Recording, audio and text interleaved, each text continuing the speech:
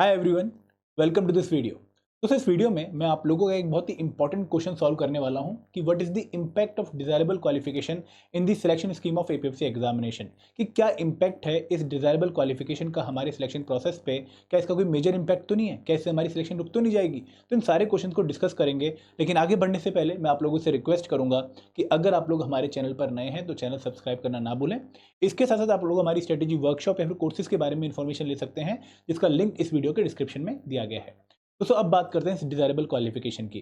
देखिए, जब आप एपीएफसी एग्जाम की एलिजिबिलिटी क्राइटेरिया को देखते हैं तो वहां पर एज लिमिट मेंशन कर रखी है, मैक्सिमम एज लिमिट है 35। और एजुकेशनल क्वालिफिकेशन में दो तरह की क्वालिफिकेशन मेंशन कर रखी है। एक है इसेंशियल एजुकेशनल क्वालिफिकेशन, भाई आप लोगों के पास डिग्री होनी चाहिए किसी भी रिकॉग्नाइज्ड यूनिवर्सिटी से या फिर उसका इक्विवेलेंट होना चाहिए। और उसके साथ साथ आप लोगों के पास एक डिजायरेबल जो है एजुकेशनल क्वालिफिकेशन होनी चाहिए। और वो डिजायरेबल एजुकेशनल क्वालिफिकेशन क्या है कि भाई अगर आप लोगों के पास डिप्लोमा है कंपनी लॉ में, लेबर लॉ में या फिर पब्लिक एडमिनिस्ट्रेशन में, तो आपको मोर डिजायर्ड माना जाएगा। तो इसका मतलब आप इस तरीके से लगा लीजिए कि भाई आपको सोने पे सुहागा माना जाएगा, क्योंकि आप लोग जो जॉब प्रोफाइल है उसकी इन्फॉर्मेशन ऑलरेडी कहीं ना कहीं कवर करके आ रखे हैं अपने एजुकेशनल पार्ट में। तो अगर किसी ने डिप्लोमा कर रखा है लेबर लॉ का, अगर किसी ने डिप्लोमा कर रखा है कंपनी लॉ में, या फिर अगर किसी ने डिप्लोमा कर रखा है पब्लिक एडमिनिस्ट्रेशन में, तो वो एपीएफसी पोस्ट को और अच्छे से निर्वाह कर पाएगा। ऐसा जो है यूपीएससी को लगता है या फिर ईपीएफओ को लगता है, इसलिए कंडीशन मेंशन कर रखी है। दोस्तों ये कंडीशन इसलिए भी है कि भाई जो जॉब आप करने वाले हो वहां पर ये नॉलेज काम आएगी। आप कंपनी लॉ की इन्फॉर्मेशन वहां पर यूटिलाइज कर पाओगे, आप लेबर लॉ की इन्फॉर्मेशन वहां पर यूटिलाइज कर पाओगे। बट अब बात करते हैं कि भाई इसका इम्पैक्ट सिलेक्शन के प्रोसेस पे क्या है। अब देखो यहाँ पर मैं आपको बता दूं कि जो लास्ट टाइम 159 लोग सेलेक्ट हुए थे उनमें से बहुत ही मामूली, बहुत ही लेस नंबर ऑफ पीपल ऐसे थे जिनके पास ये डिजायरेबल क्वालिफिकेशन थी। ना के बराबर नंबर था उन लोगों के पास जिनके पास ये डिजायरेबल क्वालिफिकेशन थी। दोस्तों आप लोगों को इसका मेजर इंपैक्ट नहीं देखने को मिलेगा इन द सिलेक्शन प्रोसेस। अगर आप लोग रिक्रूटमेंट टेस्ट में बहुत अच्छा परफॉर्म कर रहे हैं, आपके नंबर जो है वो कट ऑफ से काफी अच्छे आ रहे हैं, प्लस अगर आप लोग जो इंटरव्यू प्रोसेस है आरटी के बाद जो होता है वहां पर अच्छा परफॉर्म कर रहे हैं और आप फाइनल कट ऑफ को क्वालिफाई कर रहे हैं, तो आपके पास ये डिजायरेबल क्वालिफिकेशन है या नहीं है वो फर्क नहीं डालेगी आपके सिलेक्शन प्रोसेस में। हाँ, अगर आप इंटरव्यू देने जा रहे हैं और आपके पास एक डिजायरेबल क्वालिफिकेशन है तो इंटरव्यू में आपको थोड़ा सा एज मिल सकता है compare to other student. But as such पूरे सिलेक्शन प्रोसेस में इसका बहुत ज्यादा इंपैक्ट नहीं है, खासकर रिक्रूटमेंट टेस्ट में तो बिल्कुल भी नहीं है।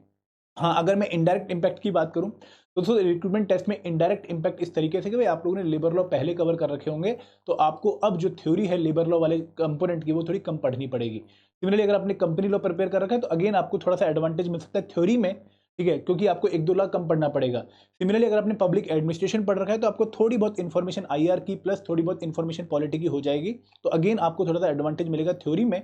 बट एज सच कि भाई इस बच्चे को निकाल दो क्योंकि इसके पास डिजायरेबल क्वालिफिकेशन है, उसको रख लो इसके डिजायरेबल क्वालिफिकेशन है, ऐसा नहीं होने वाला पूरे एग्जाम प्रोसेस में। मतलब इसके बेसिस पर सेग्रीगेशन नहीं होती है, आपकी परफॉर्मेंस के बेसिस पर, आपकी मेरिट के बेसिस पर आप लोगों की सिलेक्शन होती है। तो आप लोगों को इसका बहुत ज़्यादा जो है अपने मन में दबाव नहीं रखना है, प्रेशर नहीं रखना है कि भाई मेरे पास डिजायरेबल क्वालिफिकेशन नहीं है, मेरा सिलेक्शन होगा या नहीं होगा। ठीक है दोस्तों, आप लोगों का पूरे पूरे सिलेक्शन के चांसेस हैं अगर आप लोग रिक्रूटमेंट टेस्ट में अच्छा परफॉर्म कर रहे हैं और अगर आप इंटरव्यू में अच्छा परफॉर्म कर रहे हैं।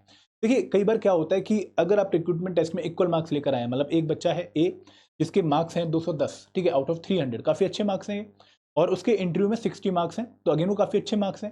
सिमिलरली एक दूसरा बच्चा जिसके अगेन 210 मार्क्स से रिक्रूटमेंट टेस्ट में, लेकिन इंटरव्यू में वो वैसा ही परफॉर्म करता है जैसा कि ए परफॉर्म कर रहा है, बी भी उतने अच्छा परफॉर्म कर रहा है, लेकिन क्योंकि उसके अगर डिजायरेबल क्वालिफिकेशन है तो उसको वहाँ पे इंटरव्यू में 2-3 मार्क्स एक्स्ट्रा मिल सकते हैं। ऐसा हो सकता है, ठीक है, अगेन बाकी फैक्टर पे भी डिपेंड करेगा, तो वो एडवांटेज उसको मिल सकता है, अदरवाइज एज सच और कोई एडवांटेज नहीं है। मैं बार बार आपको इसलिए क्लियर कर रहा हूँ क्योंकि आप लोगों के मन में डाउट काफ़ी बड़ा रहता है और एंड तक आप इसको कहीं ना कहीं अपनी प्रिपरेशन पर हावी होने देते हैं, जिससे आपकी जो है सिलेक्शन जो है कंप्रोमाइज होती है। तो अब आप लोगों ने अपने मन में कोई भी डाउट नहीं रखना है। अगर मैं एक वर्ड में समराइज करूं तो इसका जो इम्पैक्ट है दैट इज नो इम्पैक्ट। ठीक है, इम्पैक्ट नहीं है।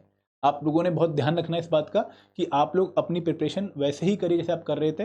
अगर आपके पास डिजायरेबल क्वालिफिकेशन नहीं है तो कोई बात नहीं, ठीक है, बहुत लोगों के पास नहीं है, ऑलमोस्ट 99% लोगों के पास नहीं है, तो आपको इसकी चिंता नहीं करनी है। आपको अपनी प्रिपरेशन उसी रिदम में, उसी इंटेंसिटी के साथ, उसी मेहनत के साथ करनी है जैसे आप ऑलरेडी कर रहे हैं। ठीक है, ये वीडियो मैंने स्पेशल इसलिए बनाया क्योंकि आप लोगों को काफ़ी ये डाउट आ रहा था और आप लोग काफ़ी लिख भी रहे थे कमेंट सेक्शन में कि सर ये डाउट हमारे रिजॉल्व करिए, इसलिए मैंने स्पेशल वीडियो आपके डाउट रिजॉल्व करने के लिए बनाई है। आई होप अब आपका डाउट जो है रिजॉल्व हो गया होगा।